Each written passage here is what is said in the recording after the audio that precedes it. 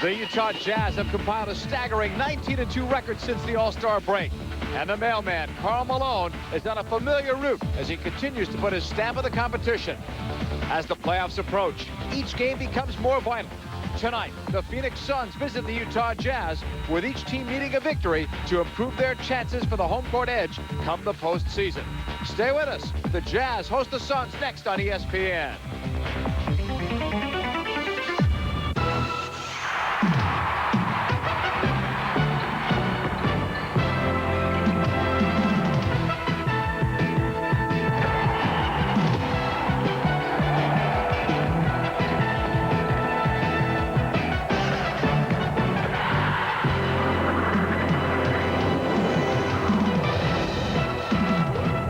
Welcome, everyone, to the NBA on ESPN. Along with Mark Brown, I'm John Paul Della Camera. Tonight, we come to you from the Delta Center in Salt Lake City, Utah. Phoenix Suns and Utah Jazz have each already clinched the playoff spot, Mark, but what they're really looking for is home court advantage. And in Utah's case, hopefully for them, the best overall record. Yeah, because certainly the Jazz want to be best in the West. As you see here, they're currently number 2. They also learned last year how important home court advantage in the NBA Finals is. They are thinking championship now, and they feel that if they had home court back in June, they would have dethroned the Bulls. Utah Jazz, 50 wins for the 5th consecutive year and 8th time in their franchise. He's the main reason why Karl Malone voted Player of the Month for the month of February. He's already been a 3-time NBA Player of the Week. The mailman in action and more when we come back.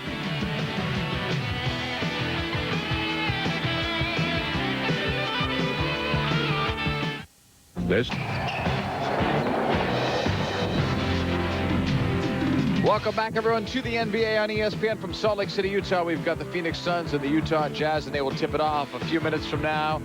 Phoenix 7-3 in their last 10. Utah 9-1. With the playoffs just a month away, San Antonio's win over Phoenix on Sunday night was a good sign for a Spurs team in need of confidence against the NBA's elite. Spurs won for only the second time in 14 this year against the top 4 in the Western Conference, and for the first time against Phoenix in 4 tries. So if the season ended now, San Antonio would face Phoenix in the first round of the playoffs.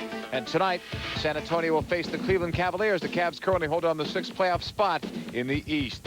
It all starts at the defensive end. Kemp blocked. Tim Duncan brings it down for Avery Johnson, who runs the show. Spots up Del Negro with the jumper. It's a 2. Vinny Del Negro gets the Spurs on the board. Good to see him healthy again, and the Spurs are healthy, leading by one of the Cavs who have won 4 straight. That is in the second quarter. 7 games on tap tonight in the NBA. Charlotte up by 10 over Toronto. That's at the half. Hornets are 9-1 in their last 10. One of the hottest teams in the NBA. Glenn Rice leading the way. Orlando and Chuck Daly looking for his 600th career win with a 2-point lead over the Atlanta Hawks. That's in the second quarter. Houston with some injury problems tonight. No Barkley out with a shoulder, no Drexler out with a groin, but meanwhile Robinson, Brandon, and Hill have been missing for Milwaukee, and they're on a 9-game losing streak. Rockets have won 6 straight. That's later tonight. Also later, the Washington Wizards really fighting hard for a playoff spot, taking on the Portland Trail Blazers, who have lost their last 2, but the Trail Blazers are in good shape as far as the playoffs go. And the New York Knicks lost in double overtime at home on Sunday. They've been struggling lately, taking on a Golden State team that has struggled all year. A 7-game losing streak for the Warriors entering tonight's action. Warriors getting the Knicks at home. We'll show you who will be in the starting lineup today and talk more about this one as Phoenix and Utah meet 2 of the better teams in the West.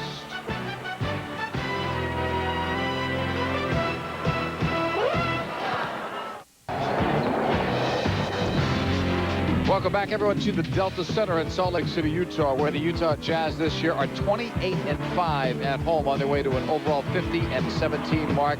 One of the main reasons has to be the play of perennial all-star Karl Malone having another sensational MVP-type year. Last year, he was the most valuable player in the entire NBA. And recently, Karl Malone expressed his displeasure with the Jazz organization, saying he wants to play with a dominant center and is willing to leave Utah to make that happen. The possibility that it will happen in Utah may exist, but Malone is not overconfident. If it happened here, hallelujah.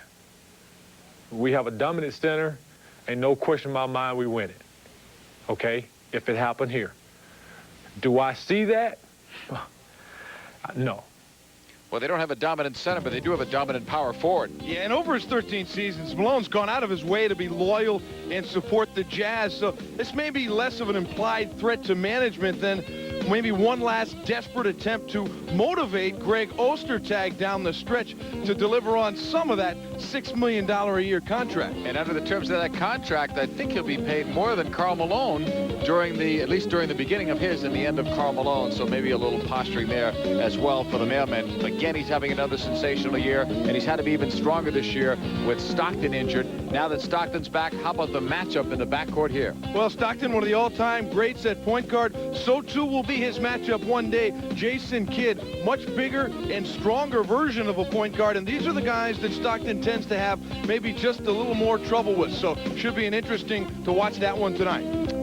Contrasting styles between these two teams, and it resulted in contrasting wins. The first time they met, Phoenix won thanks to KJ's 23 points, and then shortly after that he was injured. He missed some 30 games. Utah won the second time thanks to a double-double by the dominant mailman. And each of these teams are very difficult to beat at home. Strong home records.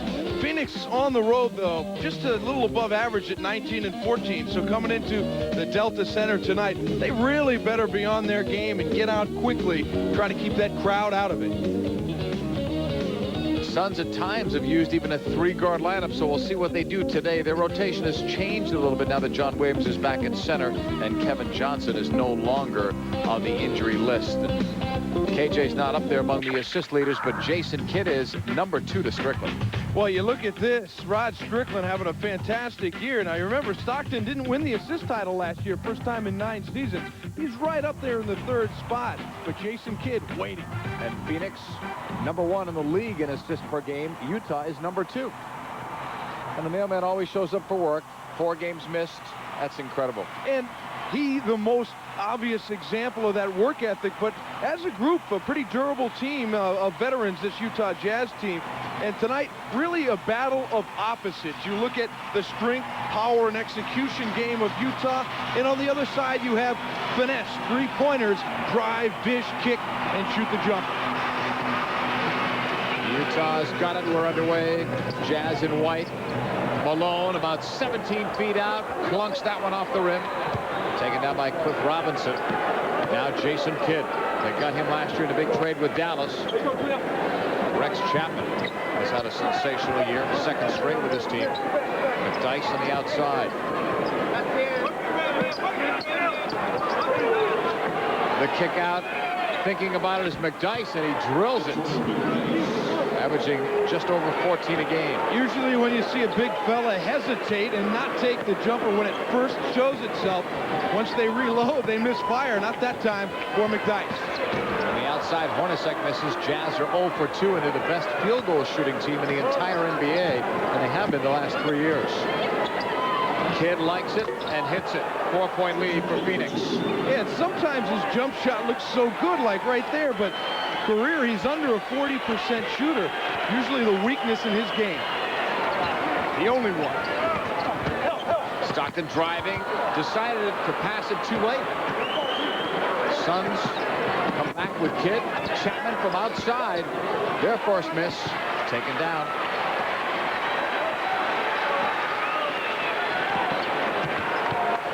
Stockton, now to Hornacek. Malone facing Hot Rod Williams, puts it up, and he's 1 for 2.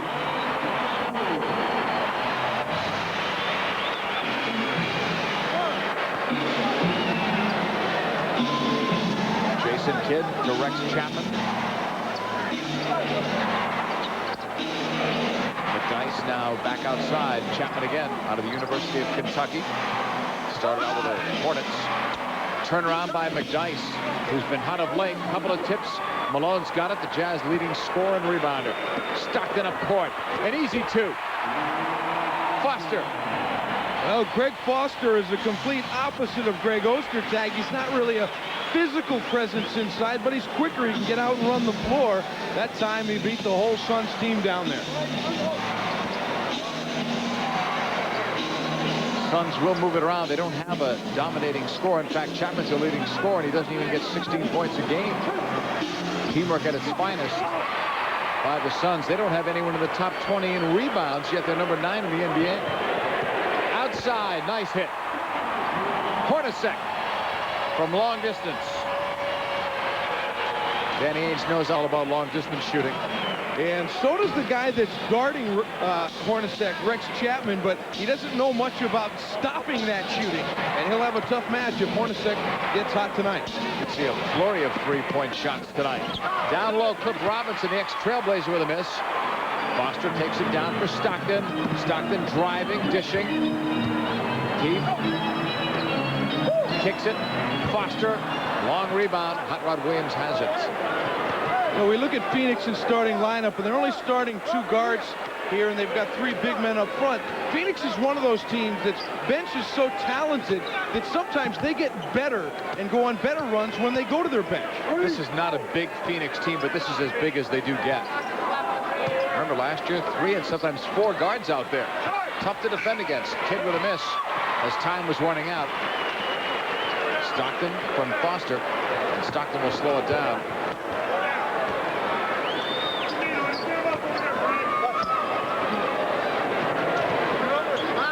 Hornacek feeds to Malone. Malone against Williams. That's the matchup. Malone short. Rebound tip to McDyess. Good post-up defense that time by Williams. He may have just gotten a piece of that shot by the mailman. Kidd's bounce pass finds the open man. McDyess with a miss. Rebound. Foster's got a few. For Stockton, they were 11 and 7 when Stockton was injured. 39 and 10 with him in the lineup healthy. Stockton's got it off a deflection. This team will pick and roll you to death. Malone from Stockton. 4 for Malone. And they can do it from so many different angles on both sides of the floor. No matter how you play it, they'll find a way to make it work. Well, Danny Ainge may be thinking about a defensive adjustment as he takes the game's first time out. After a slow start in which the Jazz trailed by 4, they're now up by 5.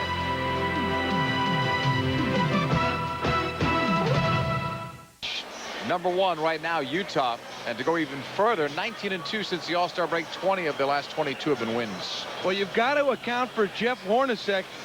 Look how far away Rex Chapman is because he's guarding against Malone coming down the lane. So they find Hornacek out there and he drills it. And then in the half court, if you let Utah set up their half court, they will grind you to death. That time, Malone just found some open spaces. Williams was too worried about Stockton. Rex Chapman with a miss. Couple of tips. Keith saves it for Stockton. That pass was tipped. Hornacek's 3. Hits it.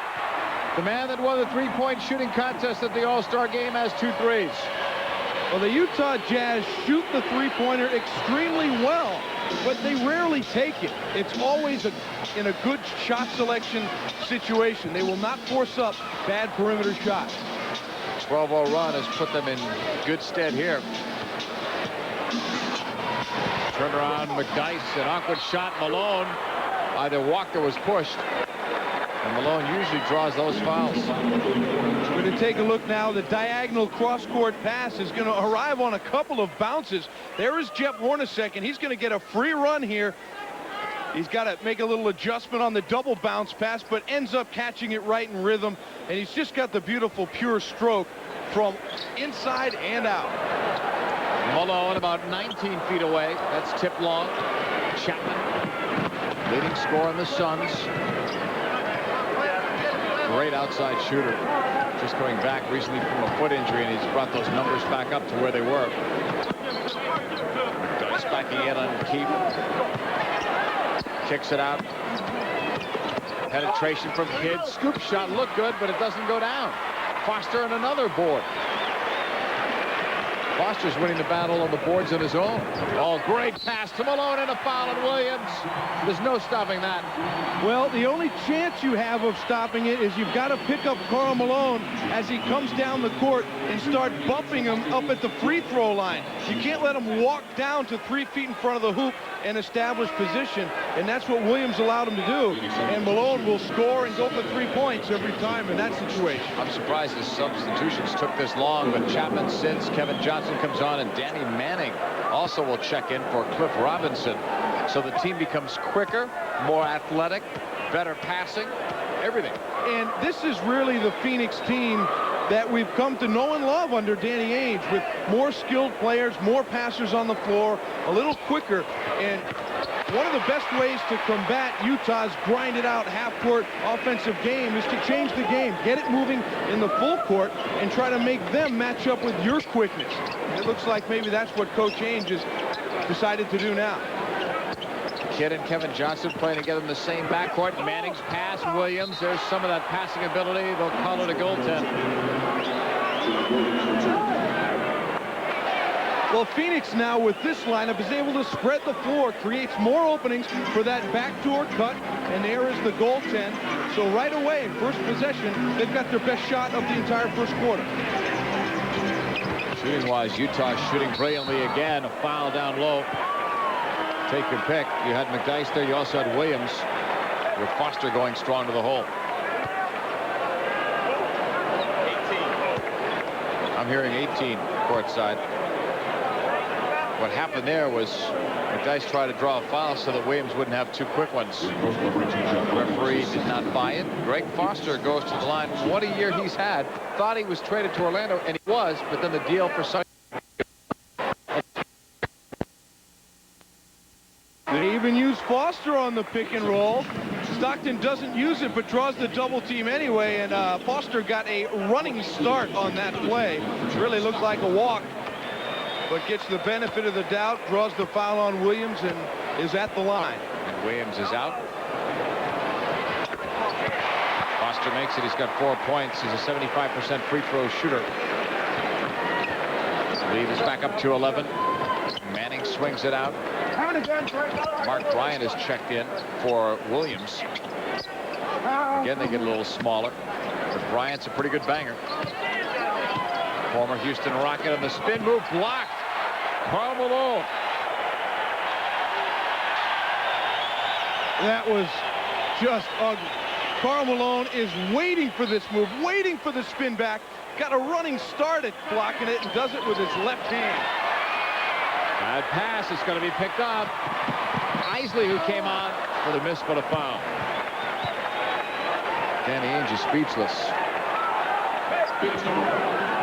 Well, the Phoenix Suns on that possession, they did turn a potentially disastrous one into, we'll see, as it was good hustle getting back by Kevin Johnson to create the foul and not give up the fast break basket, which who would have thought that's what we'd be looking at? A fast break team versus a half-court team, and it's an 11-0 shutout for the half-court team.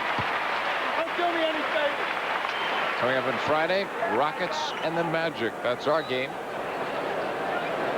Hope you'll join us for that.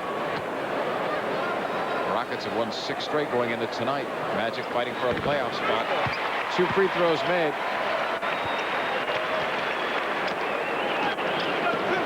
Isley's on the board. He's a good free throw shooter. The Jazz as a team are solid there too. Manning gets 2. He's been a great 6th man for this team.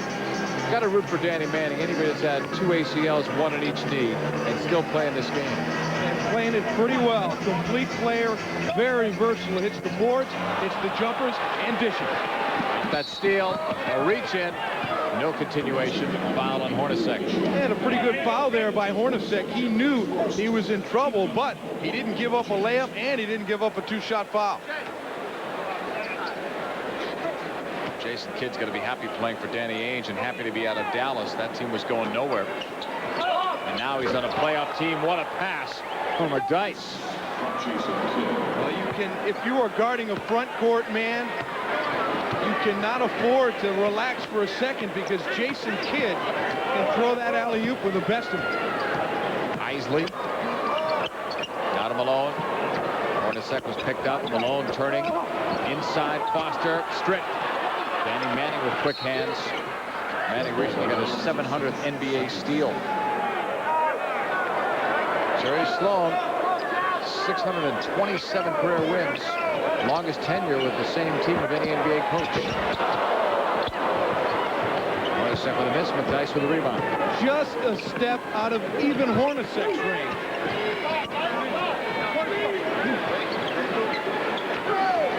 trying to split the floor. Much better now with a smaller lineup, and Kidd hits. Kidd's got 4 points. 7-point game. It was 13. Isley, who replaced Stockton, now for Hornacek. Malone working on Bryant, spots him, hits. Malone with 9 in the first quarter.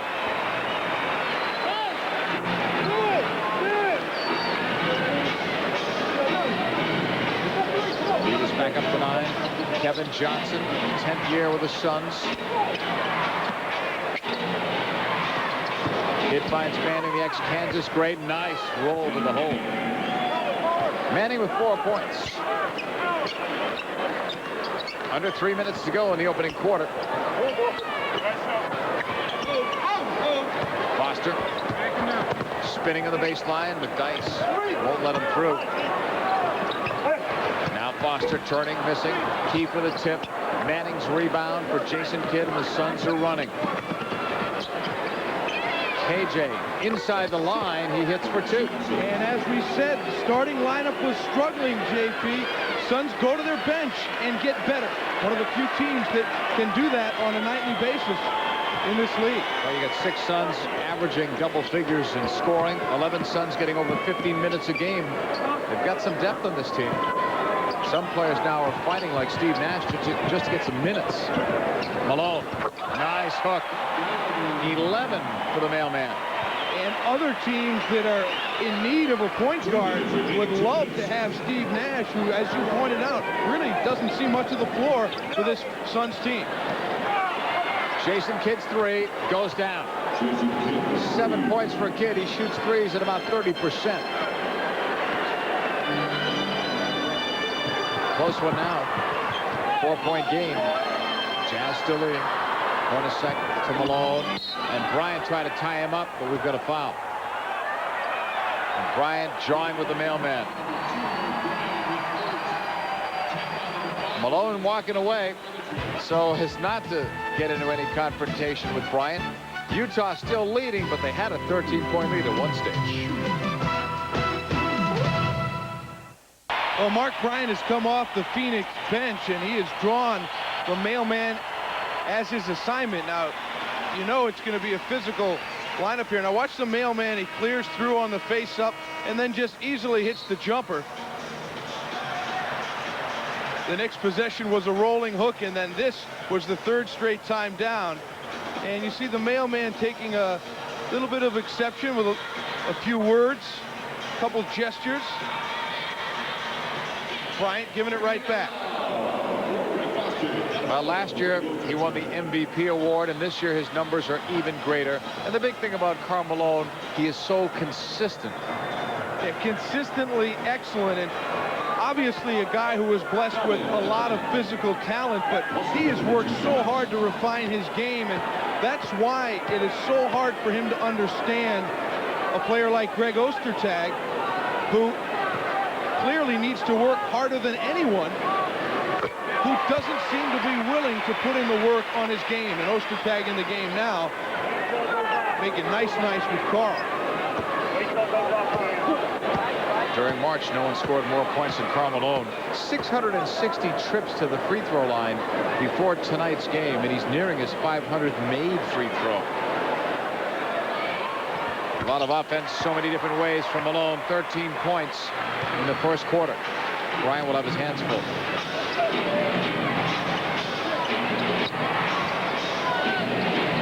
Suns with it with 1:25 to go. Opening quarter, they have cut down the 13-point deficit to single digits pretty quick. Kevin Johnson wants a pick set. He gets it. KJ gives it back. McDyess from about 17 hits.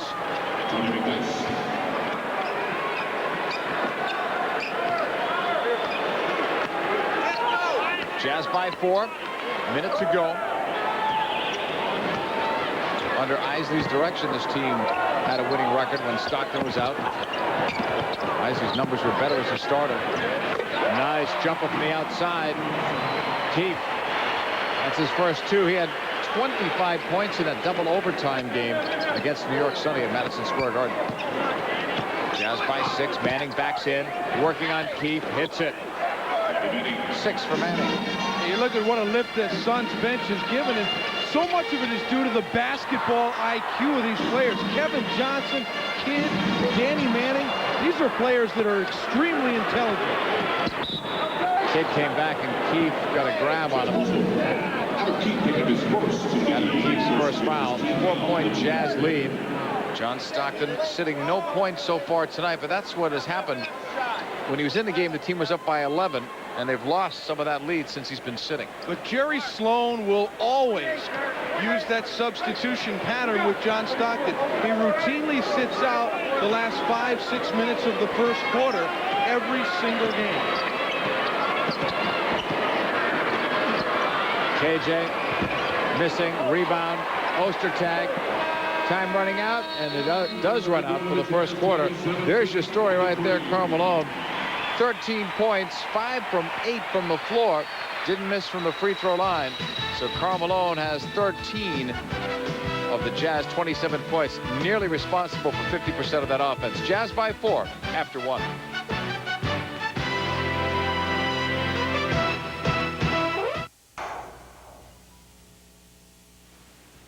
Welcome back to Salt Lake City, where the Jazz are leading the Phoenix Suns 27-23. Karl Malone with 13 points to lead all scorers.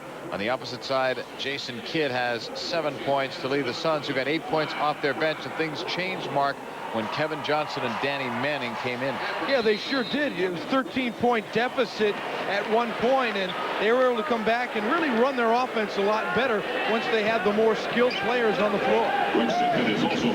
KJ dribbling outside. Manning, another one. Danny Manning, I don't think has missed yet. Yeah, and why not run that screen and spot up with those two? Danny Manning's strength as an offensive player is that 15-foot jumper.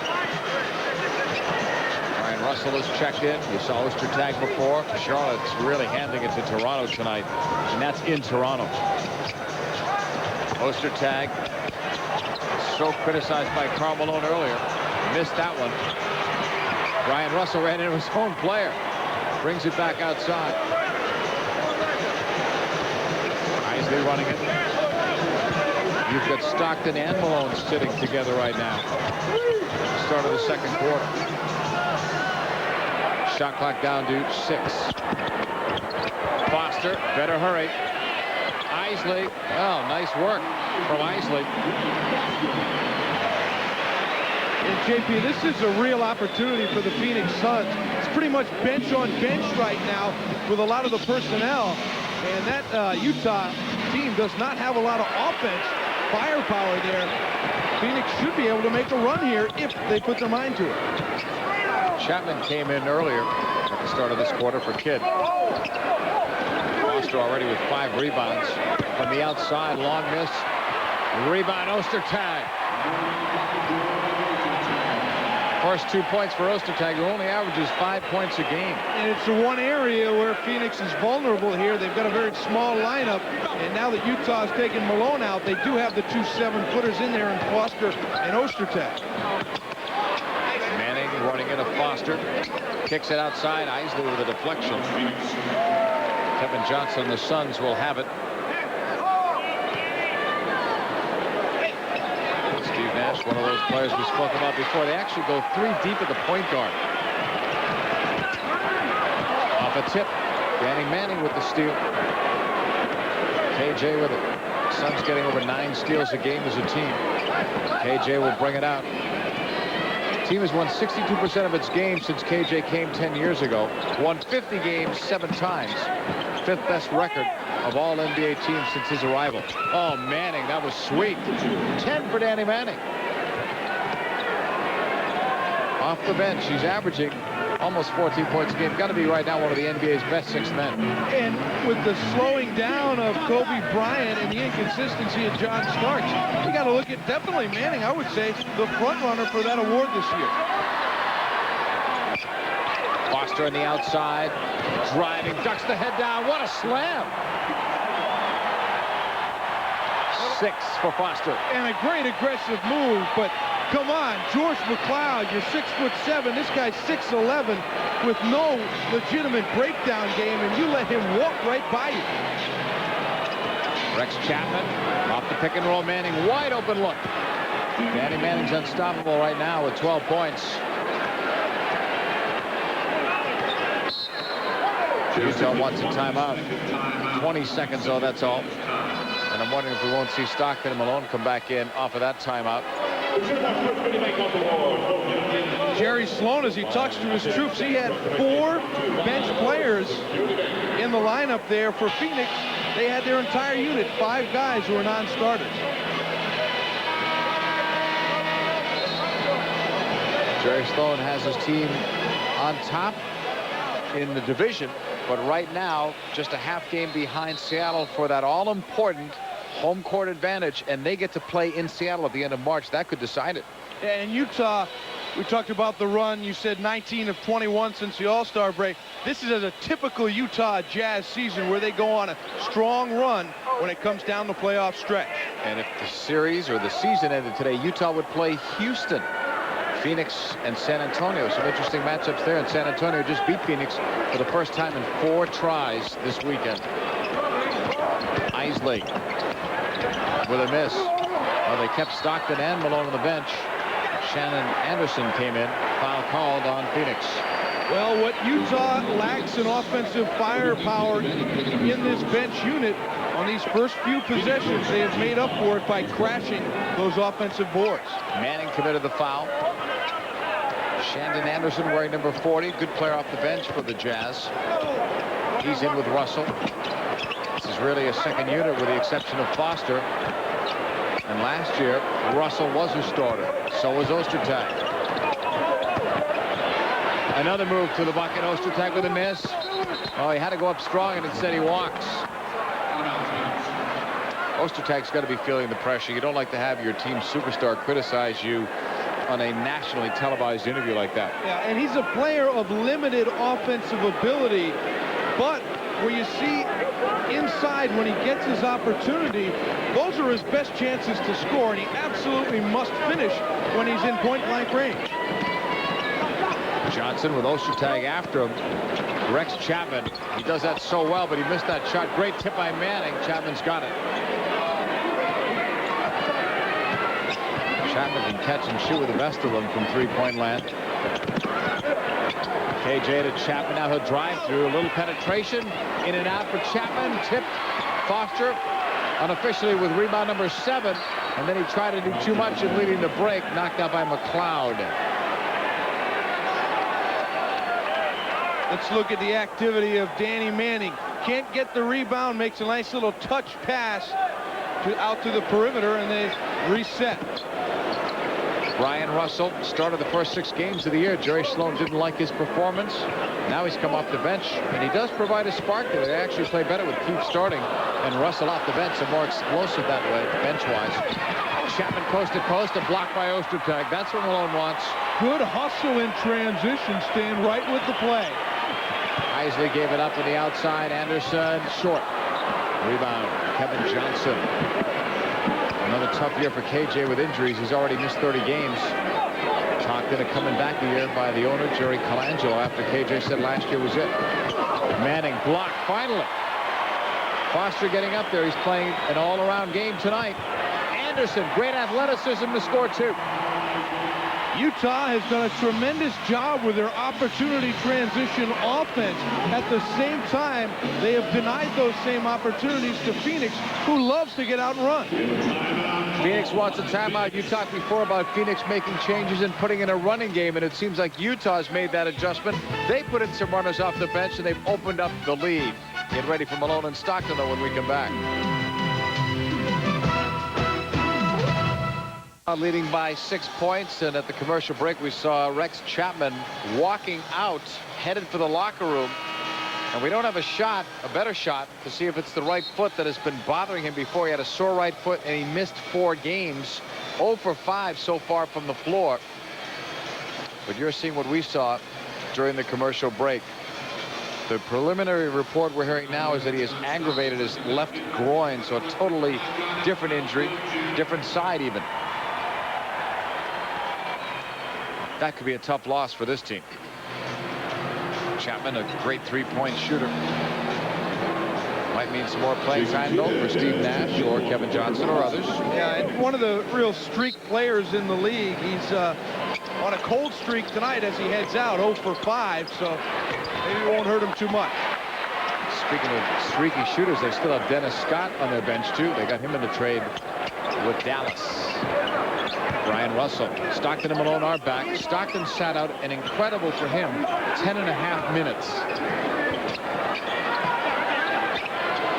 Stockton with it to Malone. Carl with a miss. Foster with another one. Great no look to Anderson, but he missed. I don't think he was looking either.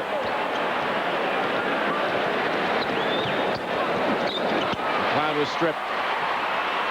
Russell leads it. Jam time for Anderson. He won't miss that one. Good transition basket for the Jazz. And Phoenix just doing a lousy job of getting back on defense. And George McLeod on the offensive end trying to do too much handling the ball in traffic. Quick hands by Anderson to disrupt the offense. There it is, 6'8" McLeod. And then they're out in numbers. Watch the nice delivery by Russell. 2-on-1 finish. And we check those fast break points. And again, Utah just having a season high first half with 17 fast break points. Phoenix has only managed 1 bucket. When you think about fast break and quickness, you think more of Phoenix than you do Utah. Not tonight. Stockton driving. Jason Kidd gave him that side. Swatted away. Bryant will come up with it now to Manning and then to Kidd. Jason Kidd, one time the future of the Dallas Mavericks, a first-round draft choice. Now he's made a home for himself. It seems in Phoenix he's an all-star. Well, a good, strong spin to the basket that time by McDyess.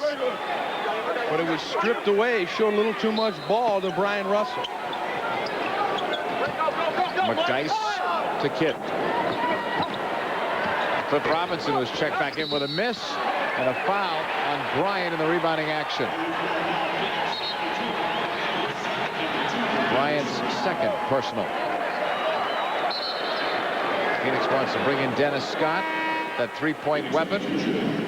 Dennis Scott, you thought he had a bad year last year shooting-wise. His numbers this year are even less. They should go up, though, playing for Phoenix compared to Dallas. He'll get better looks at the basket. Stockton. Down to Malone. And a quick pass, but a whistle before it. Illegal D, first one. Just a warning.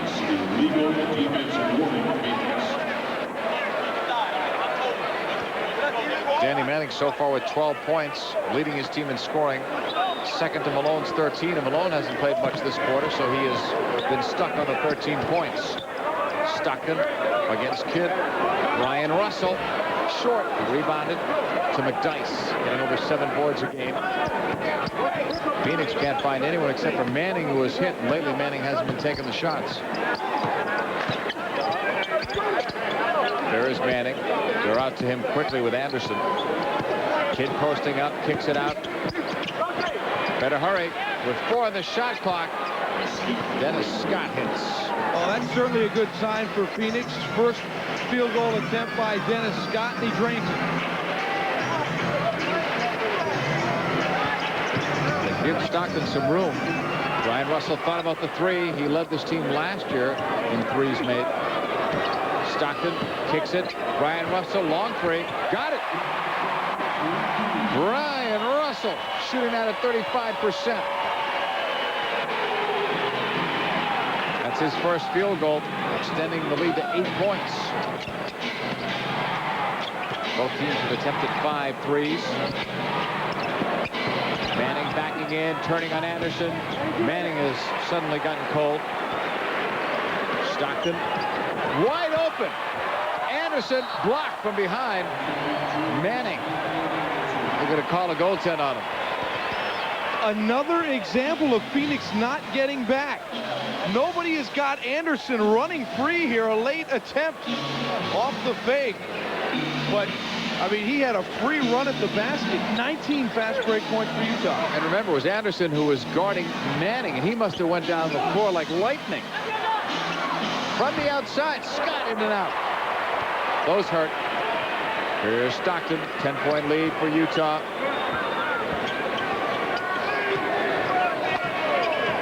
This team has lost only twice in their last 22. Brian Russell, open look from three. That one didn't look pretty at all. Here's Kidd. Scott had to put that up high. Malone altered the shot. Bodies are down. And Malone may be hurting. At least 3 bodies were down.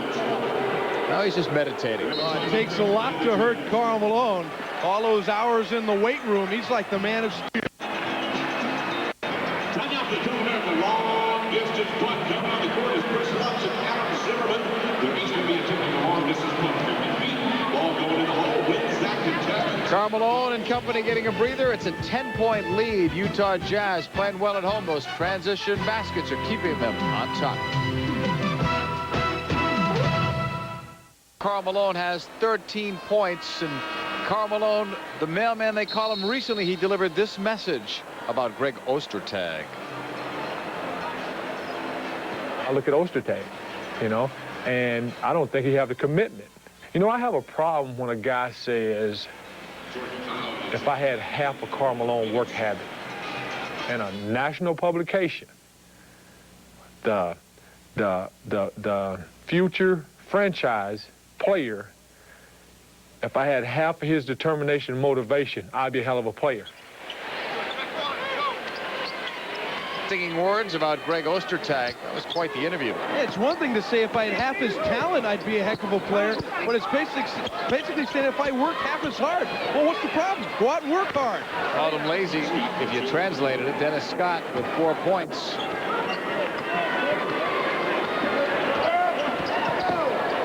Everyone will be interested to see how Ostertag plays now the rest of the way and what this does to the Jazz as a team. Russell underneath with a miss. Foster brings it back out. Oh, he's wide open. Turns and misses. Suns get it. Jason Kidd. Fast breaking is Phoenix. All the way and a foul. That was a tough foul by Malone. McDyess got hit pretty hard. He'll be going to the line. Well, there was a commitment this time by Phoenix to run. They got out, didn't appear to have numbers, but they forced it, and then here comes the opportunity. A hard and aggressive foul by Malone, asking no quarter and giving none. Not a flagrant foul, but one that was going to be hard, and he knew he would send McDyess into photographer row. McDyess now with 7 points. 70% free throw shooter. Karl Malone, no points yet this quarter.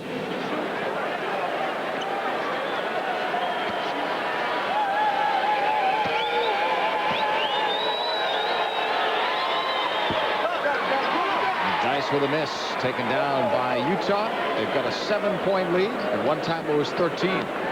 Phoenix, remember, opened up this game with a 4-0 lead. We're about a minute and a half or so away from halftime.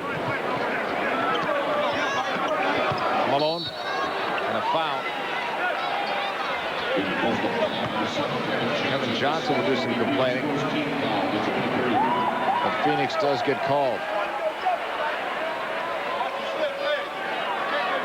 KJ started with the Cleveland Cavaliers as a draft choice, winning the infamous Larry Nance deal.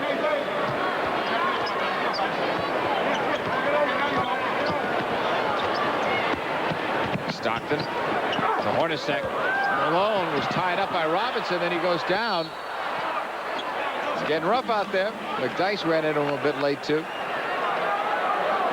Well, Karl Malone is trying so hard to establish position. He kind of gets pulled aside by Robinson, therefore unable to handle the basketball. And it goes over to Phoenix. Kidd posting up on Stockton. They forced the bad pass. KJ's got it. Almost lost it. Dennis Scott behind the back. 3 on the shot clock. Kidd with an air ball. Malone's rebound is Jeff Hornacek. 45 seconds left in the half. There's a lot of pushing. This one's going against Karl Malone. Well, Karl Malone perhaps reacting to the physical play that had happened before. Here's a look at that last possession. Shot clock running down, and Kidd forced to take a shot that he is not used to taking, and it was an air ball. John Stockton refusing to give up good low post position despite his lack of size. Kevin Johnson getting help with a pick from Scott. Brings it back out. KJ back inside. Misses. Rebound to Brian Russell. Jazz can take the last shot if they want it. Maybe not. KJ came in, helped on the strip. We've got a foul. Kickball. No foul. We'll take you around the NBA on our halftime report, some news and notes, and give you some updated scores. 7 games are on tap tonight, including this one in the NBA. Foster's coming back in. In many ways for Utah, JP, it's been their most indispensable player of the first half. Very active on the boards. He's provided some scoring punch and some defense. So when all is said and done, unless they lose the ball, Phoenix gets the last shot. They can cut this 7-point lead down to 5 or 4. KJ's penetration, good dish. Awkward pass outside. McLeod in and out at the buzzer. Would have been a 3-pointer from the corner. So the first half comes to a close. Can you believe John Stockton? No points, but while he was playing, look at the difference in the points. They do a lot better job when John Stockton is running the floor. 42-35 is your score. At halftime, Utah Jazz have a 7-point lead. At one time, it was 13.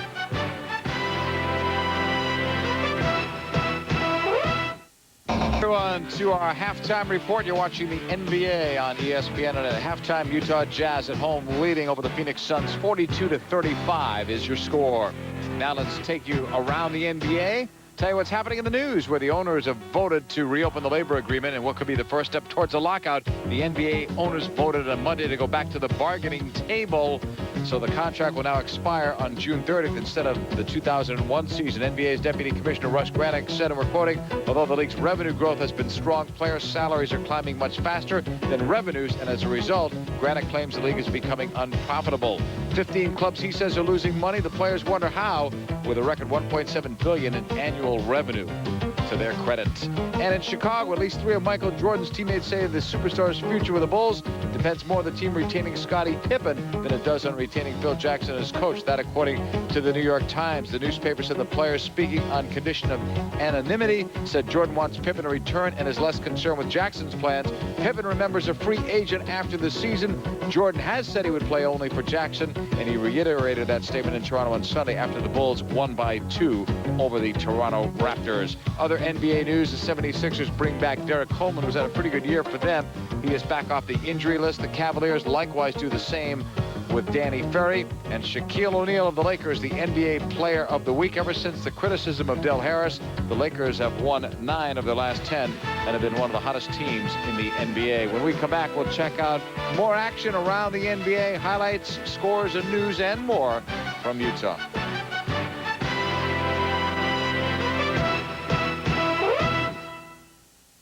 To the Raptors. One of the bright spots for the Raptors this year has to be Doug Christie. He looks, finds Marcus Camby down low for a couple. Meanwhile, for the Hornets, they're 9-1 in their last 10. Matt Geiger, replacing Vlade Divac as the starting center, finds David Wesley. The ex-Celtic nails the jumper. Toronto trying to come back with a little defense. First their steal, and then a re-steal. Bobby Phills, Anthony Mason, the beneficiary of that last steal. And it's all Charlotte in the fourth quarter. Hornets lead by 17. Glenn Rice, 19 points through 3 quarters. Marcus Camby leading the woeful Raptors. San Antonio at Cleveland. Avery Johnson, how about a little behind the back, little showtime right there. To Robinson, and then to Tim Duncan. Everybody's in on the act. 2 points for the Spurs. Then off the inbounds, watch for Brevin Knight to make the steal. He's going coast to coast. 2 for the impressive Cavalier rookie. Then it's Bobby Sora's turn to find Ziggy Ilgauskas, who would nail this jumper from about 15 feet out. Good year for Ilgauskas and the Cavs, who are within 3 points of San Antonio. Cavaliers have won 4 straight and 7 of their last 10. They're playing at home where they're 19-12. Orlando. And that's the best thing that could have happened. Coming back the other way, it's Ty Corbin to Mookie Blaylock, and he'll reverse it. Orlando trying for a win at Atlanta. But you've got to stop Mookie, and you've also got to stop Steve Smith if you're going to get a win. Watch Steve Smith to do his thing. Working hard, takes the bump, and goes right through. And then it's Kevin Edwards' turn. Some nice penetration. He'll find Derek Strong for the layup for Derek. He makes a nice move. Nice job, Kevin Edwards. And it's Orlando trailing on the road 61-57 to the Atlanta Hawks as Chuck Daly looks for his coaching win number 600. Rockets at the struggling Bucks. Ray Allen on the drive. He'll miss. Elliot Perry will get it back. Only this time, Ray Allen won't miss. Outside jumper. Ray Allen, one of the few healthy Bucks still left with that franchise. Meanwhile, Kevin Willis, remember earlier this year, they said he would be traded for Damon Stoudemire. He wasn't. He continues to put up good numbers for the Rockets. At the other end, Armin Gilliam. He's been around for so many years with so many teams. He gets 2 easy ones there for the Bucks, who are leading Houston 34-26. Remember, no Barkley, he's injured. No Drexler, he is also out. But for the Bucks, they've been playing without Robinson, without Brandon, and also without Tyrone Hill. Later tonight, the Wizards still fight for a playoff spot on the road in Portland. Strickland used to play for Portland. He gets a homecoming of sorts. Nick struggles of late. They'll try to get back on the winning track at Golden State. Knicks have a losing road record. Golden State have a losing record in general. 42-35 is your score. Utah Jazz against the Phoenix Suns. We'll fill you in on what else is going on in the NBA when we come back. Report continues here on ESPN along with Mark Brown. I'm John Paul Dellacamera. Utah Jazz have a 42-35 lead against the Phoenix Suns on our Tuesday night NBA game of the week. Now here's what's coming up Friday. Houston Rockets and the Orlando Magic. Rockets, thanks to their 6-game win streak, have no trouble in terms of a playoff spot. But Orlando is still fighting. The Rockets currently hold down the 7th playoff spot in the West. That game will be at the Arena Friday. Rockets winning 6 in a row, led by Clyde Drexler's 18.5 points a game. The Magic will be their 4th game of a 5-game road trip. Meanwhile, Chuck Daly's Magic is fighting for a spot in the playoffs in the Eastern Conference. Since losing a resurgent Nick Anderson through injury Friday, they've looked to Bo Outlaw, who helped them overtake Golden State on Sunday. Bo Outlaws had quite the year for this team. Chicago is number 1. Miami is number 2. It's a dogfight the rest of the way. Yeah, it certainly is. Miami really appears to have that Atlantic Division locked up, which will give them number 2. There is a fight for that 8th spot, of course. Orlando, New Jersey right now on the outside looking in. And some of those other places could change after you've got Chicago and Miami and Indiana. They should still finish as a top 3. Even the Pistons of late have been playing well, led by Grant Hill. 42-35 is your score. Utah leading Phoenix. We'll show you how they've done it. Highlights and more straight ahead.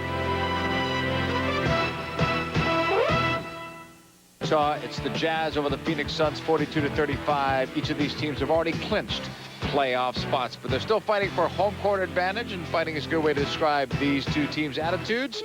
Let's take you to the fight, the battle. Karl Malone, always ready for battle. Utah starts on their fast break with Stockton finding Foster. He had a great first half. There's 2 of his points. Yeah, and of course, Danny Ainge not happy to see his team getting beat in transition. They also get beat in the half-court situation. A lot of teams do. Stockton to Malone, easy jam. Phoenix doesn't have a dominant score like Utah do, so they look for this. The alley-oop to McDyess. Utah coach Jerry Sloan saw his team get a 13-point lead in the first quarter, but the Phoenix bench, led by Danny Manning, 2 of his 12 first-half points. More from Greg Foster. He just wants this. He blows by George McLeod. 6 points in the first half and 11 boards for Foster. And Dennis Scott for Phoenix didn't see much action until late in the second, but was able to bury one from long range. 3 of his 5. And before we go, in terms of the highlights, how about a Brian Russell 3? He made so many of those a year ago. That's why they rewarded him with a new contract. There are your leading scorers. Off the bench, Danny Manning leads Phoenix with 12. Karl Malone 13, but you know that Malone, Hornacek, and Stockton, no points for any of them in the second quarter. Right, their bench came in and picked up, and Foster, that's a nice offensive output, 6 points. But you got to look at his 11 first-half rebounds. Those were a big factor in this Utah lead. But if you like what you heard before from Karl Malone, here's more from that very infamous interview.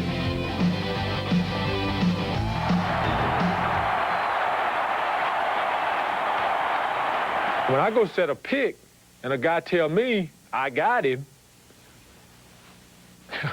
you know, it tells me that my time have ran out. Now, it's everything is one-on-one, and get out of here, I got it. You know, I have never been shooed out on a pick and roll on my team here in Utah. So I just kind of looked at it like, you know what? This is, I'm sure, my last All-Star game, and I want to enjoy the moment. Leading scores.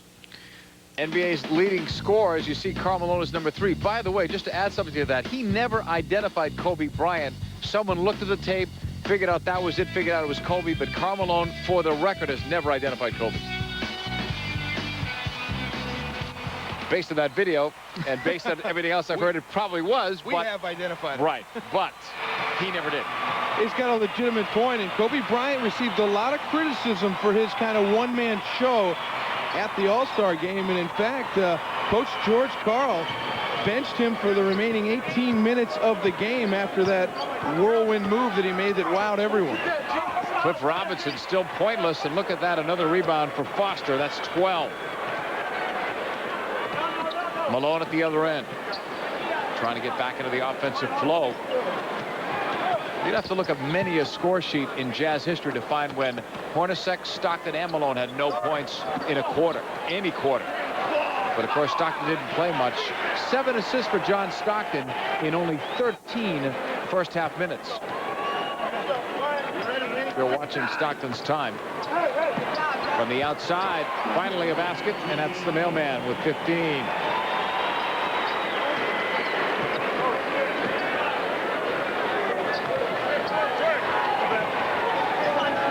Kevin Johnson swinging it around outside McDyess, short. Foster adding to his career high of rebounds. Now he's got 13. Well, he's just going to blow away his old career high. John Stockton will force Danny Ainge to take a 22nd timeout.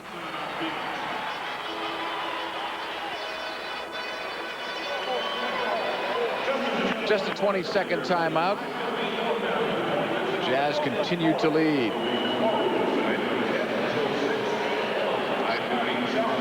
The numbers on Kidd and Stockton. Kidd is getting the edge in terms of minutes and the points, but Stockton has been the premier playmaker so far. But Jason Kidd has really made a difference for the Suns. It took him a while to get adjusted to the team, but now he's become a leader.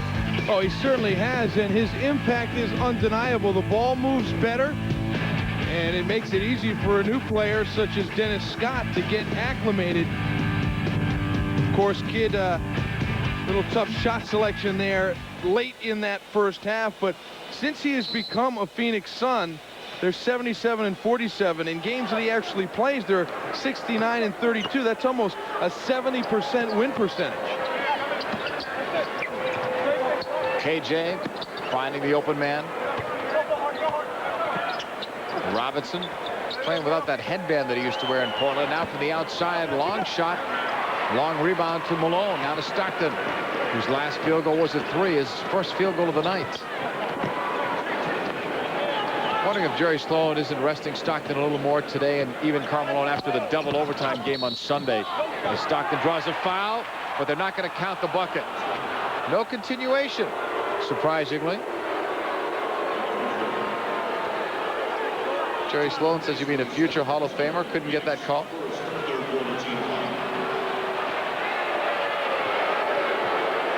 John Stockton on the dribble. Malone on the perimeter. The pick would be there if he needed one. Oh, he guns it inside of Foster. Blocked. Keith took too long. Williams had it go out. All a good reaction by John Hot Rod Williams, who Played early on, but picked up 2 fouls and sat the rest of the half. 3 for their last 19 for a team that's shooting 46%. Doesn't get it done, especially against Utah.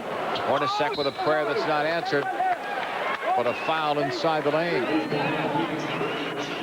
If that's on Williams, that's 3. Hot Rod's in trouble quickly. Danny Ainge has Scott Skiles to his right side as one of his assistant coaches. Frank Johnson also there, and Roger Reed, the former BYU coach. Nobody picked up Stockton. 5 points now for John. And all of a sudden that lead has jumped. It's doubled from the half. Kevin Johnson against Malone in the mismatch. KJ now is looking at an open shot, and he drains it. What we're looking at, we know the Suns are a perimeter-oriented team, but they usually get penetration to open up their outside shots. They are not being allowed penetration by that tough Utah half-court defense, and that has made it very difficult to get open shots for Phoenix. After the pump, Malone was open the first time. He was just as open the second. He's got 17 points.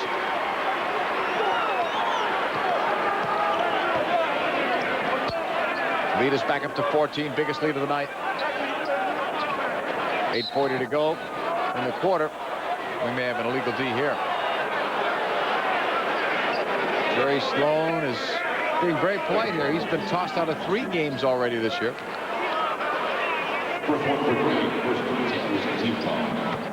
Oh, they got a foul actually there on the Jazz. McDyess taking it inside, and he missed. I'm not sure how, but he did. A spectacular move at 6'10". You get a chance to see the lightning quickness off the fake, takes the baseline. All he's got to do is throw it down, but as he turns it over trying to avoid the backboard, he couldn't flush it.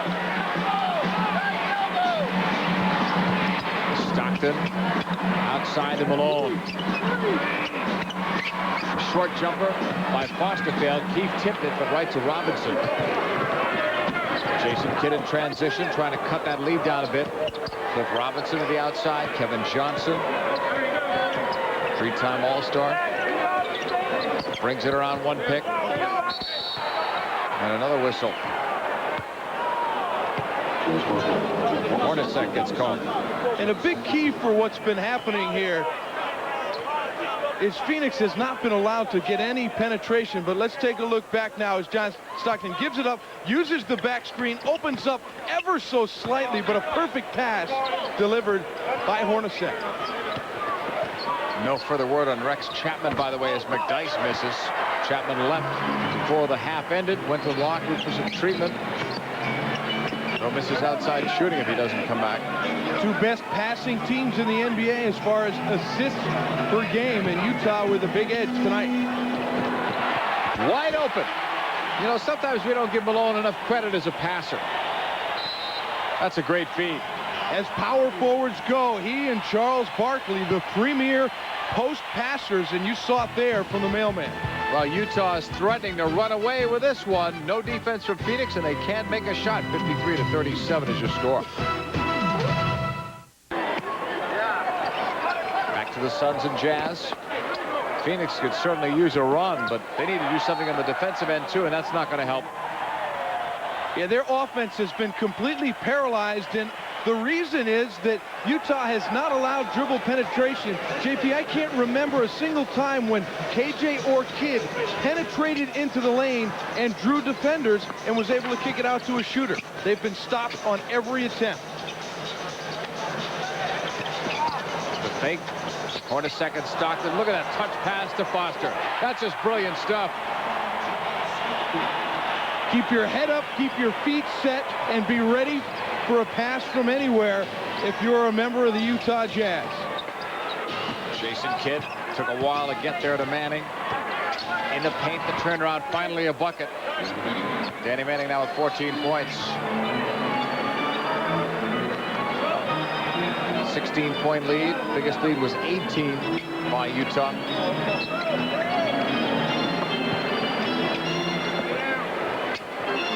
Now Phoenix are playing the contenders now. They lost to San Antonio. They beat Seattle. they don't want to get trashed here by Utah. Hornacek with a miss.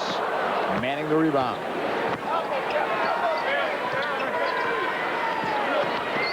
I mean, you got to figure that if Phoenix wants to advance, sooner or later they'll have to play a Utah, a Seattle, or a San Antonio.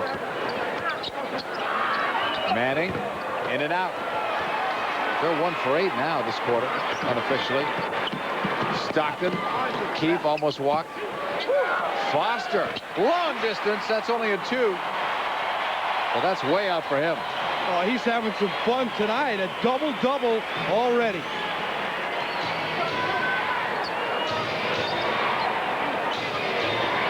Kevin Johnson, guarded by Hornacek. Manning at the perimeter. Back for KJ. Faking once. Nice bounce pass. McDyess finally. Boy, he's had an awful stretch here, McDyess. He missed an easy dunk before. Missed an open look shot and then lost the ball all in about a 3-4 minute stretch. Stockton, Malone ready to set the pick. They'll fake it instead. Wide open. No rotation, and there's Foster. Oh, Utah is just toying with Phoenix in the half-court sets. When the double teams come, incredible openings on the baseline. Well, we told you John Stockton had 7 assists in 13 minutes before. That assist total is skyrocketing in Salt Lake. Clinic, and it all starts with point guard John Stockton. He can get you in so many ways. Here he fakes the 3, gets into the lane, sets up Hornacek, but it's a give and go, and then the extra touch pass as he draws the defense, and Foster nailing it. 10 assists already for Stockton. This time he won't get the assist, but he makes the pass that causes the defense to collapse, and it's Keefe that kicks it out to Foster. Now here, double team comes, find the baseline cutter, and then a little reverse jam by Foster, who's having a career game. Team is a plus 25 when he plays, a -7 when he doesn't.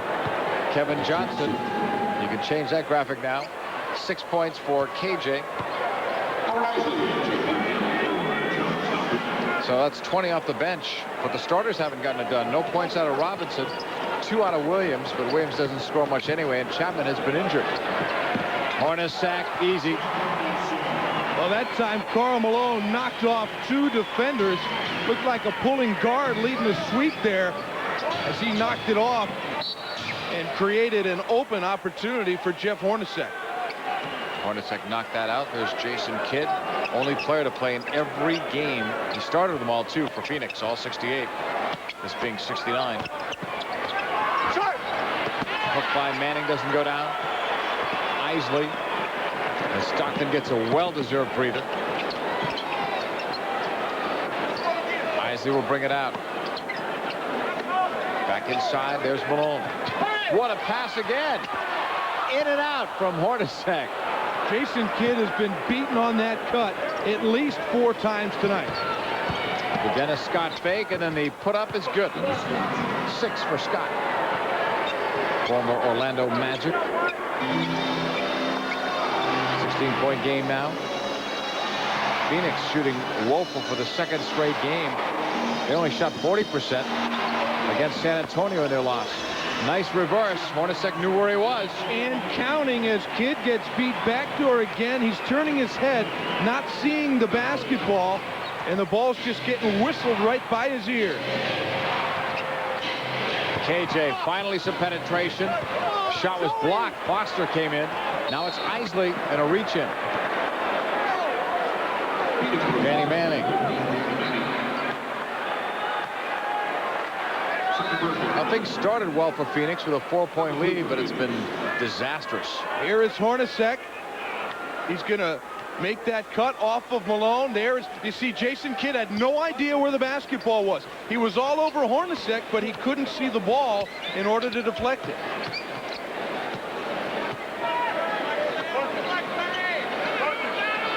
Malone holding, fake the give, then the turnaround, an air ball for the mailman, and it's going the other way. Malone said the hand was hit.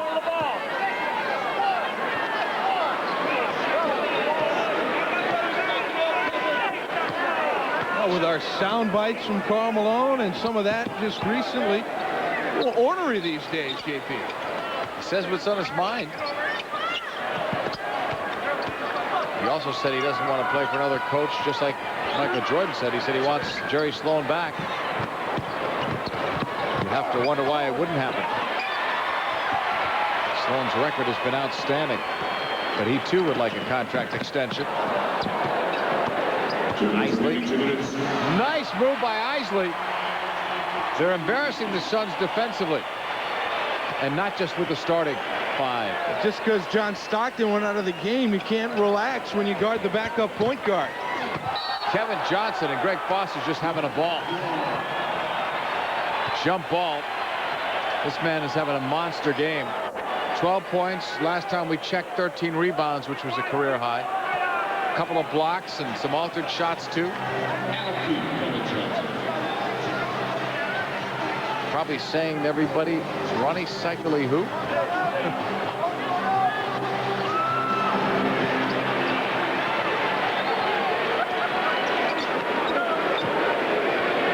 They will slow it down. 1:37 to go in this third quarter. A quarter in which the Jazz have exploded to extend the lead from 7 points to 20. Isley in trouble. Finds Keith. Shot clock now down to 2. Isley knew it. Puts it up and got it at the buzzer. What poise from Isley. Cliff Robinson is fouled underneath. And that time, Jason Kidd was able to penetrate just into the lane, and it creates so many open lanes for cutters. There is the numbers on Foster. Incredible. 15 rebounds to go along with 12 points. Shooting 50% from the floor. 5 percentage points better than his average. Cliff Robinson finally has a chance to get on the board. He was their minimum wage signing pretty much this year. Rex Chapman was a year ago. Robinson was not given a long-term contract despite his great years in Portland. Ostertag's coming in. Jason Kidd getting some awards from Danny Ainge. Danny Ainge only 39 years old behind that Suns bench. Robinson now has a couple of points. Biggest lead was 22. I think a lot of people expected a closer game than this. We still may have one. The miss by seldom used Chris Morris. From the outside, in and out from McDyess. Malone takes it down with 43 seconds left.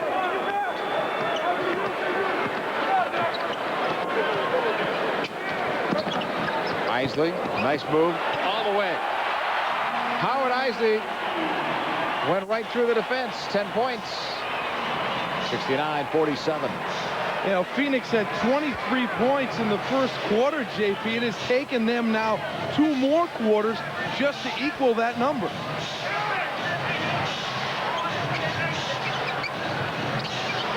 Kidd delivers in the corner. Scott's 3 is good. Dennis Scott now has 9 points, shooting threes at 36%. 19-point Utah lead. Malone looked like he was out of control, but he did draw the foul.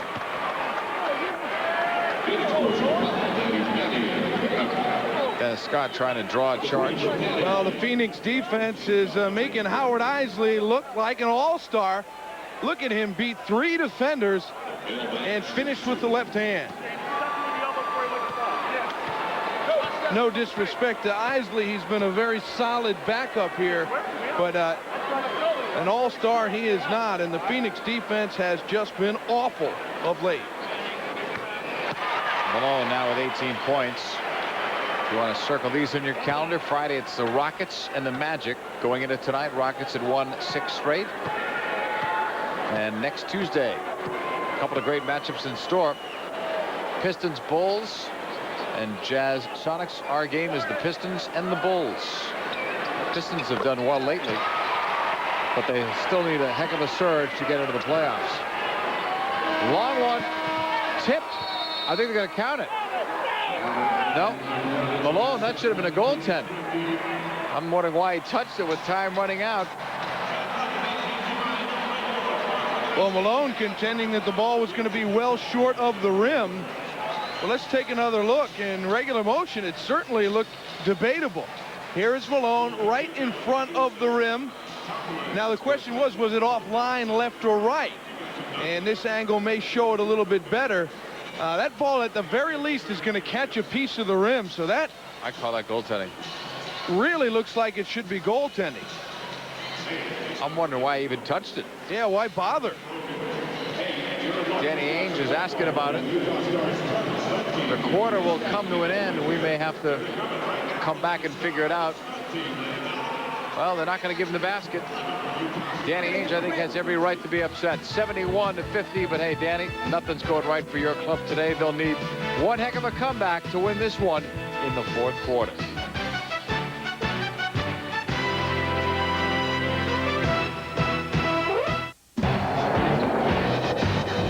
And welcome back, everyone, to the NBA on ESPN. Along with Mark Brown, I'm John Paul Dellacamera. The Phoenix Suns have a big edge over Utah in the lifetime series, but lately it's been the Jazz winning 8 of 11. 62%. If you shoot that, you're going to win games. And right now, Phoenix is in need of a miracle comeback. Sort of the kind of comeback that the Jazz had against the Knicks Sunday when they trailed by 17, but that was much earlier than this. Oh, that's picked off. That's a good way to start for Danny Manning and Phoenix. Unselfish play, but Kidd with a miss. You got to make those. Now it's Isley. That's been part of the story tonight. It's almost like watching a bad movie for Danny Ainge.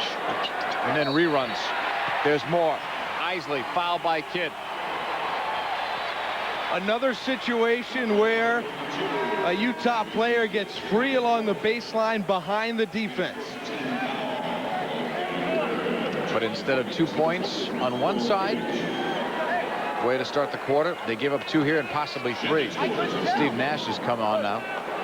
His first appearance. 22 minutes a game he's been getting, but not as much lately. Isley makes it the old-fashioned three-point play. Phoenix averages almost 100 points a game. They've got 50 after 3 quarters and only 15 in that last quarter. 12-1 before. Nash, a lot of interest in him at the trade deadline. Nice bucket. Williams. Suns held on to Nash, though. But I'd be surprised to see the three-point guards all here next year. Malone turning on Williams. Rebounded underneath. Milic. And they're going to whistle that one. Marko Milic getting some playing time here. They got him from Philadelphia in the trade for Tom Chambers, who then retired. And Milic, a young player, only 20 years old, will be 21 a little bit later on. Here in the open court, the hop, skip, and the jump, an old triple jump. Both his parents were outstanding field event people in the old Yugoslavia. Mother is 7-time Yugoslavian discus champ. Runs in the family. Chris Morris. Whoa, what a shot from outside. Well, you hate to use the word garbage time, but when you look at the numbers, when Chris Morris gets playing time and Milic, it usually indicates game over either way. Nash with a miss. He's been their best three-point shooter. Brian Russell. Ostertag posting up down low against Williams. Kicks it out to Brian Russell. Russell coming through. Pops it off the glass. Tipped by Ostertag. Taken down by Manning to Nash. Nash comes from a soccer-playing family. Father is a pro. Brother's still a pro. I'm trying to top you or one-up you on the family chart. I like that one. I was more impressed with yours. Nash with a miss. You may have done some games that his brother was in. Possibly. Or at least future games.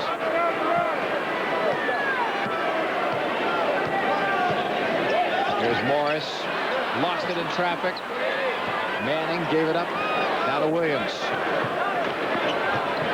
Here's Nash stopping. Missing it right off the rim. Off the tip. Foul on the rebounding action. Chris Morris has had all kinds of problems this year with Coach Jerry Sloan. So consequently, he doesn't get much playing time. In fact, he went to Orlando too as part of that deal with that man, Foster. And Foster was unhappy because he didn't want to leave Utah. Chris Morris was elated because he felt he would play in Orlando, and he was not happy to come back here and not get minutes. 25-point lead, if my math is correct.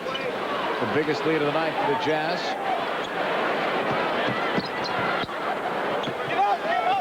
Isley's going to get a lot of playing time tonight. He already has. With Stockton sitting and resting. Shandon Anderson. Ostertag mistimed the jump. Isley. Ostertag. Easy layup.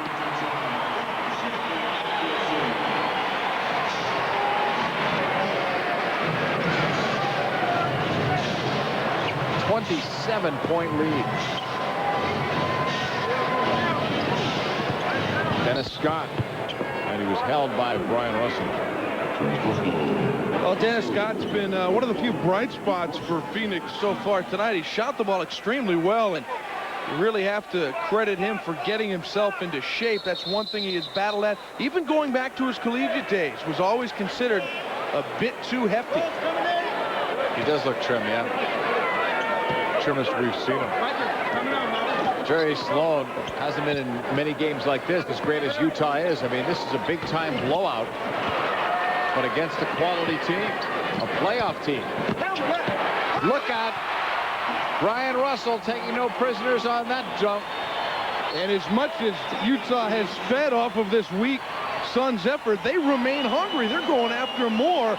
Phoenix just continues to lay down, which is making it much worse for the Suns. They're down 81-52 in the fourth quarter in a message game. Third in the Central, they've won 3 straight in 9 of 10. A lot of teamwork getting them there. Phils to Wesley to the big man, Glenn Rice, with an exclamation point for Rice. And the Hornets win again, 106-89 on the road in Toronto. Glenn Rice had 24. Elsewhere, Hawks have beaten Orlando 85-73. Steve Smith leading the way. San Antonio over Cleveland. That one's still a close one in the fourth. Ilgauskas, the leader for his side. Tim Duncan with 14-3 for the Spurs. Houston is trailing by 9. Milwaukee trying to snap a 9-game losing streak there. And Chris Ford can't be too hopeful about his job there. And it's not his fault. With 3 of his key players injured, what does a coach do? From the corner, Scott with a miss. Rebound tipped. Scott again. This time he'll make it. 11 for Dennis Scott. Scott only played 7 minutes against San Antonio. He's getting a lot more tonight. Isley. Brian Russell. Every part of the Suns game has been bad tonight. Their defense hasn't been there. No penetration offensively. No one has been able to make big shots. And Ostertag walked it again. That's the second time.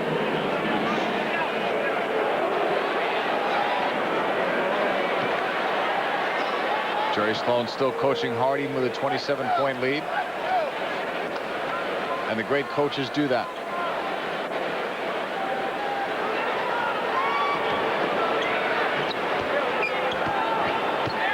Here's Milic, kicks it out. Some good rotation, and then from the outside, a bucket. And Dennis Scott's been the only one. That's 14 points now for Scott, who hit the 3.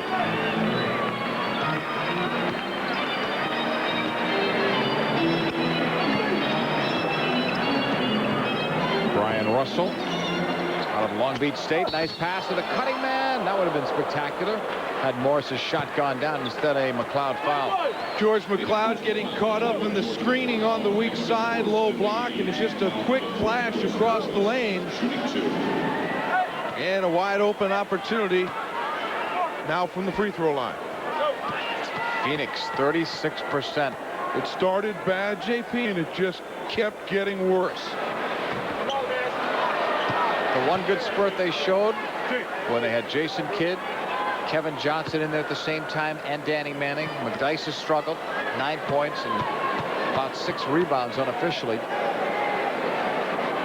The points are right. I'm not sure about the rebounds. The 6 rebounds were first half. Morris making it. Danny Manning, a lot of long faces there. I mean, this is a whipping.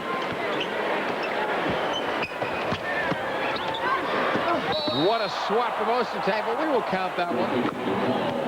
Ostertag in the top 10 in block shots, but he won't get a block there. Oh, we would wish we would see such determination from Ostertag when he's battling someone inside or when he gets it on the low block and dunks it. He showed so much viciousness and anger, but, you know, it was on an inanimate object and on an easy goal finish. That time he put it up and he was fouled. Contrary to our comments about Dennis Scott, Ostertag does not look late. And Utah may be clearing the bench.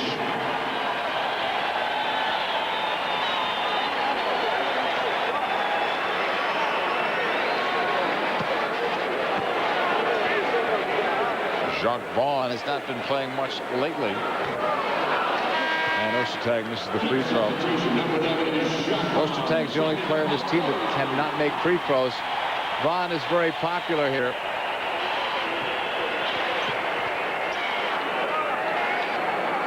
Brian Russell doing a little talking with Dennis Scott.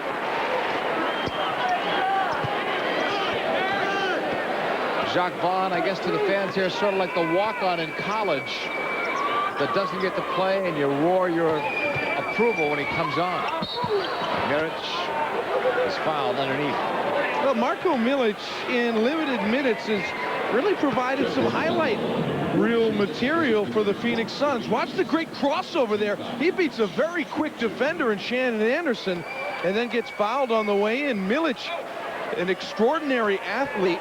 You can see physically he's a very strong guy at 6'6", almost 230 pounds, but he's able to get up off his feet. Quite an athlete. And Milic made 2 free throws. He was 7 for 13 on the year before that. Utah up 83-61. So the lead has been cut a bit to 22 from 29. Brian Russell. 8.5 seconds left in that game with Cleveland up by 1. Nice touch pass. And the basket counts for McLeod. And that touch pass came from Milic, just a 20-year-old. Didn't have enough room to control it and take it up himself, but good court awareness to make that cross-court touch pass. 20-point game under 5 minutes left. Ostertag. Bumping inside, put it on the floor. Now to Anderson from the outside with a miss. Rebound, Morris was stripped. Taken down by Russell. They've got a new 24. Jacques Vaughn. What a sensational career he had at Kansas. Stayed the extra year when he could have come out trying to win a national title.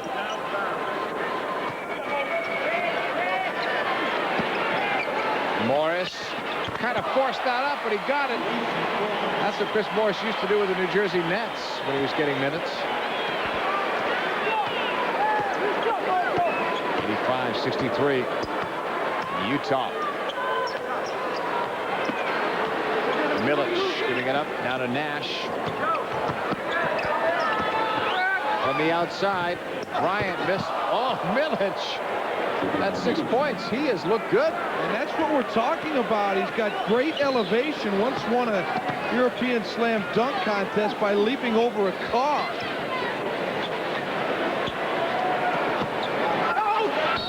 I wish we had tape of that. Vaughn draws contact coming through. This was a good all-around player at Kansas and a great student besides. Jason Kidd getting a rest for maybe a different reason. Yeah, it certainly is. Can't be happy with the defensive play. It's not been Kidd's night. You recall he started the game, hit a few outside jump shots, but with what he normally does for the Phoenix offense, which is penetrate and distribute. He was unable to get that game going, and as a result, the Suns never got theirs going. Jason Kidd has played well in the past against Utah. Not tonight. Jacques Vaughn makes a pair. And it certainly has been a pretty brutal 4-game stretch here ending up tonight for Phoenix. They're coming off a loss to the Lakers, a win over Seattle, and a loss to San Antonio, and now playing Utah again. That is a tough stretch for the best teams in the league. Jacques Vaughn leading the team in the fast break. The dish. Anderson, good swat by Nash. Knocked it out. And a timeout call. Interesting. By Phoenix, who are trailing by as many as 22, but they've cut that down from 29 with 3:19 left in the fourth.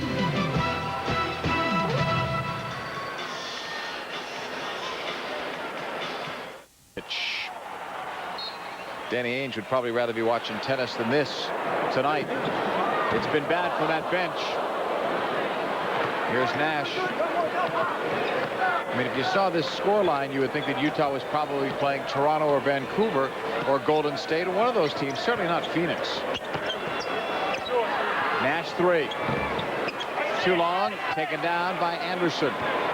There's Jacques Vaughn, under 3 minutes to play. Utah only had a 4-point lead in the first quarter, 7 at halftime, and then they pulled away in that third quarter. Defensively holding Phoenix to just 12 points. 15 in the third, 12 in the second.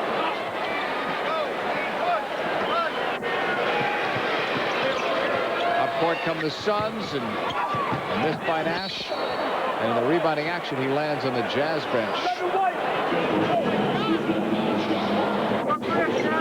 Nash getting 9 points a game, over 3 assists.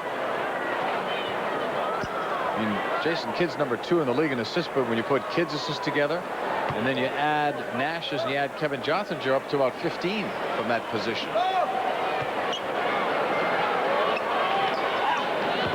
Nice play to the cutting Nash.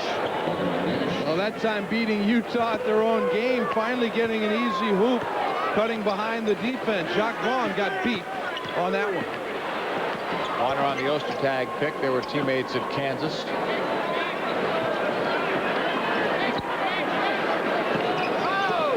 Great idea, but a bad pass. And a foul on Russell. Oh, Vaughn gets the foul, I'm sorry. His first. Long faces on that Suns bench. You know, coming into tonight, just 1 game behind San Antonio for what would be the 4th spot in the West. And, of course, that would give them home court advantage for 1 round. And now with San Antonio winning tonight, stretching it back up to 2 games. There's Jacques Vaughn penetrating at the other end, blocked. But Morris gets the rebound off that block. Here's Vaughn. Ostertag looking for some space down low. Outside 3, Morris. 9 for Chris Morris.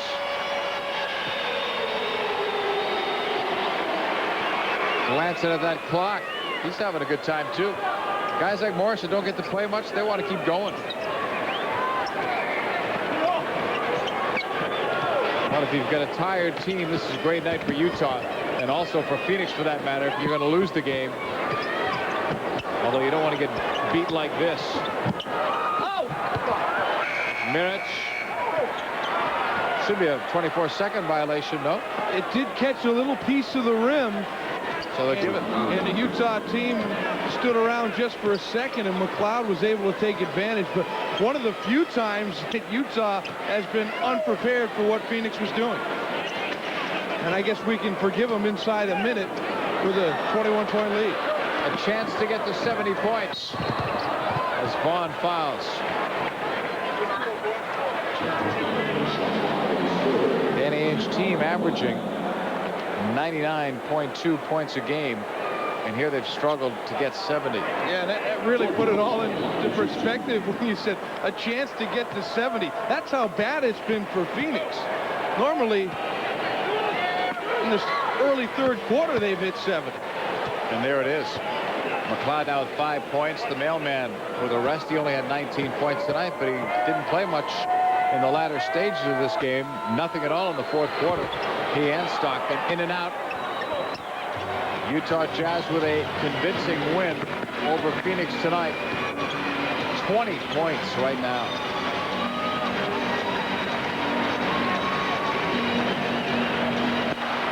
Tough for the people watching at home, I'm sure, in Phoenix.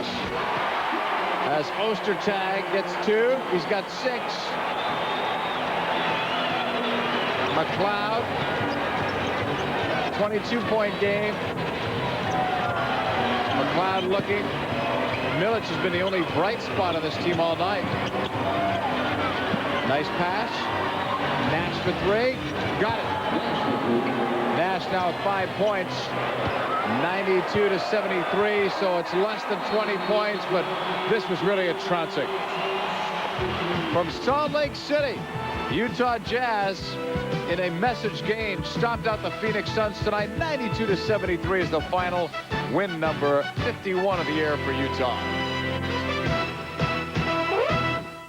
They had won 4 straight, and they lose thanks to a final second shot or so from Vinny Del Negro. Yeah, and when you combine that San Antonio win with the Phoenix loss, that gives the Spurs that 2-game edge in the 4 versus 5 matchup. Time now to bring you our play of the game from this one. A rout all the way. Utah over Phoenix, 92-73. Well, Greg Foster brought his A game, and watch this go back to the first half. Blowing by George McLeod and sending it home with the left hand. He had 12 points, a career high, 15 rebounds, and that was the type of play that sparked the energy level of Utah on both ends. Strange game. Most of the fast break points came from the Utah Jazz, the older and seemingly slower Utah Jazz. Karl Malone only needed 19 points in the win.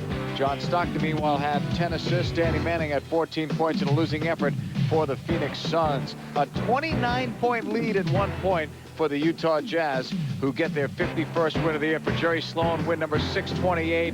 He is overtaken, or he's tied Doug Moe now as number 13 all time. For Mark Brown, I'm John Paul Della Camera. Thanks for watching tonight here on ESPN, the worldwide leader in sports. The Jazz win in a runaway.